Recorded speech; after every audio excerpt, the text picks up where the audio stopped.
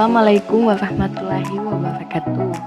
Dalam vlog ini akan dibahas tentang dasar-dasar behaviorisme, kognitivisme, dan konstruktivisme.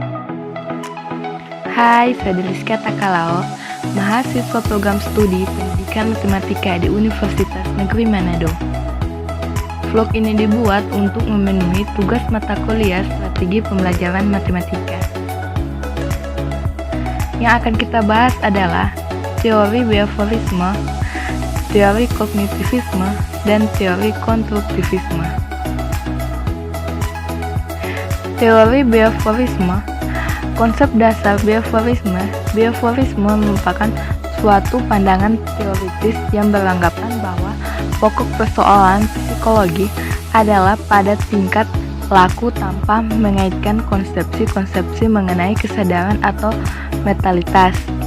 Teori belajar behavioristik sangat menekankan pada hasil belajar, yaitu perubahan tingkah laku yang dapat dilihat.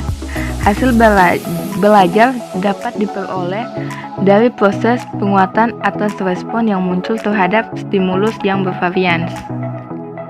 Ciri-ciri utama teori behavioristik adalah mengutamakan unsur-unsur dan bagian kecil, bersifat mekanistis, menekankan peranan lingkungan, mementingkan pembentukan reaksi dan respon, menekankan kepentingan latihan, mementingkan mekanisme hasil belajar, mementingkan peranan kemampuan dan hasil belajar yang diperoleh adalah munculnya perilaku yang diinginkan.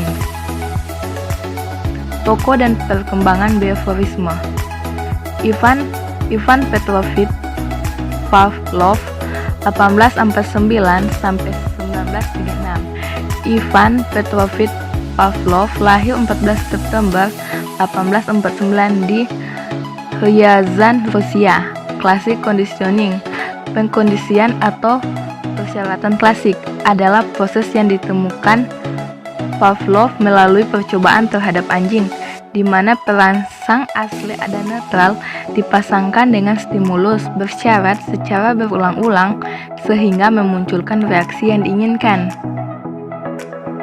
Penerapan teori behaviorisme dalam pembelajaran.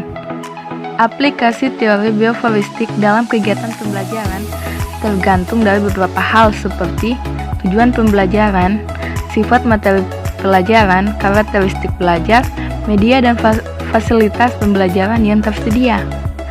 Pembelajaran yang dirancang dan berpijak pada teori behavioristik memandang bahwa pengetahuan adalah objektif, pasti tetap tidak berubah. Implikasi dan teori behavioristik dalam proses pembelajaran dirasakan kurang memberikan ruang gerak yang bebas bagi pembelajar untuk berkreasi, bereksperimentasi, dan mengembangkan kemampuannya sendiri.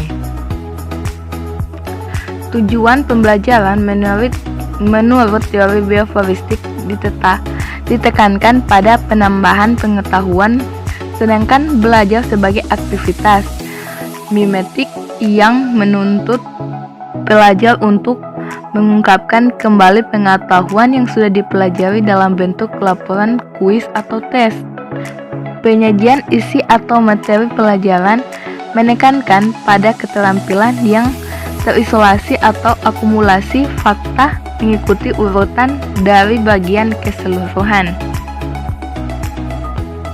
Yang kedua, teori kognitivisme. Konsep dasar kognitivisme.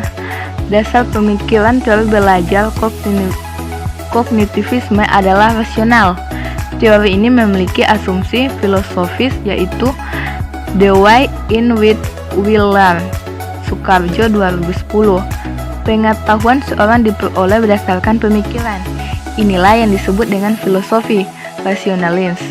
Menurut teori ini, peserta didik belajar disebabkan oleh kemampuan peserta didik dalam menafsirkan peristiwa yang terjadi di dalam lingkungan. Teori kognitivisme berusaha menjelaskan dalam belajar bagaimana orang-orang berpikir. Tokoh dan pengembangan kognitivisme. Aliran Gestalt muncul sekitar tahun 1880 sampai 1843. Gestalt berasal dari bahasa Jerman yang mempunyai arti sebagai bentuk atau konfigurasi. pokok pandangan Gestalt adalah bahwa objek atau peristiwa tertentu akan dipandang sebagai sesuatu keseluruhan yang terorganisasikan. Penerapan teori kognitivisme dalam pembelajaran aplikasi teori Gestalt adalah proses pembelajaran antara lain 1. Pengalaman telikam atau insight. Pengalaman telikam atau insight adalah bahwa tilikan memegang peranan yang penting dalam perilaku. Yang selanjutnya pembelajaran yang bermakna, meaningful learning. Yang dimaksud adalah kebermaknaan unsur-unsur yang terkait akan menunjang pembentukan tilikan dalam proses pembelajaran. Makin jelas makna hubungan suatu unsur, maka makin efektif suatu yang dipelajari. Yang berikutnya, perilaku bertujuan, purposive behavior. Yang maksud adalah bahwa perilaku terarah pada tujuan. Perilaku bukan hanya terjadi akibat hubungan stimulus respon, tetapi ada keterkaitannya dengan tujuan yang ingin dicapai. Yang berikut, prinsip ruang hidup, lifespan. Yang dimaksud adalah bahwa perilaku individu memiliki keterkaitan dengan lingkungan di mana ia berada. Oleh karena itu, materi yang diajarkan hendaknya memiliki keterkaitan dengan situasi dan kondisi lingkungan kehidupan peserta didik. Selanjutnya adalah transfer dalam belajar, yaitu pemindahan pola-pola perilaku dalam situasi pembelajaran tertentu ke situasi lain. Menurut pandangan Gestalt, transfer belajar terjadi dengan jalan melepaskan pengertian objek dari suatu konfigurasi dalam situasi tertentu untuk kemudian menempatkan dalam situasi konfigurasi lain dalam tata susunan yang tepat. Yang terakhir adalah teori konstruktivisme. Konsep dasar konstruktivisme, Sugihartono, DKK 2007, dalam Judge War Neogaya 2012 menjelaskan perbedaan antara teori Gestalt dengan konstruktivistik terletak pada permasalahan, yakni pada Gestalt permasalahan yang dimunculkan berasal dari pancingan eksternal, sedangkan pada konstruktivistik permasalahan muncul dibangun dari pengetahuan yang direkonstruksi oleh siswa sendiri. Penjelasan dari teori konstruktivistik tersebut adalah permasalahan yang muncul dari dalam diri siswa itu sendiri atau dapat dikatakan sebagai faktor internal. Faktor internal tersebut yang akhirnya memunculkan suatu permasalahan. Teori konstruktivistik diperoleh seorang psikolog asal Amerika, yakni John Dewey.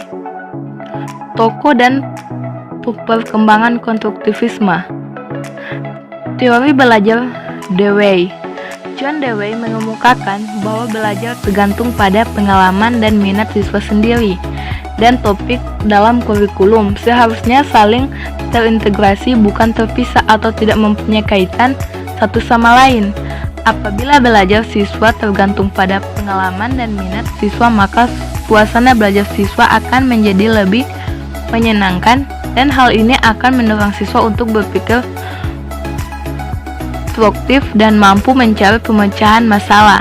Di samping itu, kurikulum yang diajarkan harus saling terintegrasi agar pembelajaran dapat berjalan dengan baik dan memiliki hasil maksimal. Penerapan teori konstruktivisme dalam pembelajaran. Menurut cara pandang teori konstruktivisme, bahwa belajar adalah proses untuk membangun pengetahuan melalui pengalaman nyata dari lapangan.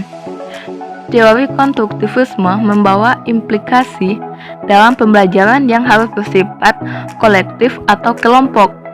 Peran guru dalam pembelajaran menurut teori konstruktivisme adalah lebih sebagai fasilitator atau moderator. Artinya, guru bukanlah satu-satunya sumber belajar yang harus selalu ditiru, dan segala ucapan dan tindakannya selalu benar.